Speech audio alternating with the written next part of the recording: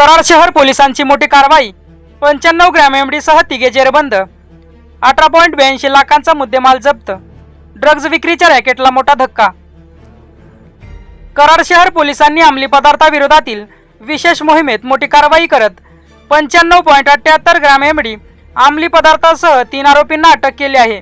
या कारवाईत 2,87,340 रुपये किमतीचे एमडी जप्त करण्यात आले असून मोबाईल फोन व इनोवा कारसह एकूण 18,82,840 रुपयांचा मुद्देमाल हस्तगत करण्यात आला आहे।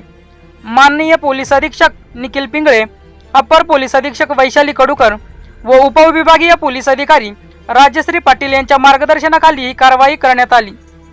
पोलीस निरीक्षक दत्तात्रय दराडे यांना गुप्त बातमीदारामार्फत माहिती मिळाली होती की समीर गुलाब शेख राहणार कोयना वसाहत, महम्मद आरिफ मुल्ला राहणार मुजावर कॉलनी व फरदीन दादापीर शेख राहणार सूर्यवंशी मळा कराड हे तिघेजण वारुंजे फाटा परिसरात इनोवा कारमधून एमडी विक्रीसाठी येणार आहेत।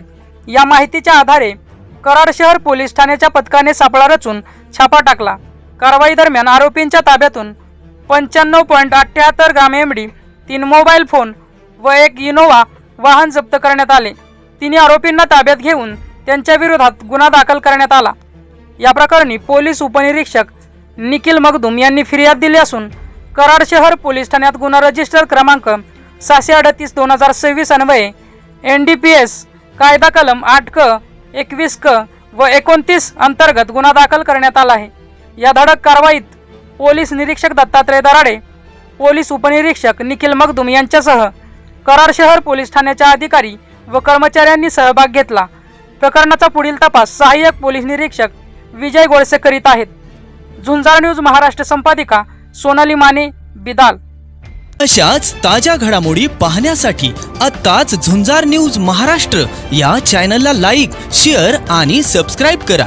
झुंजार न्यूज महाराष्ट्र।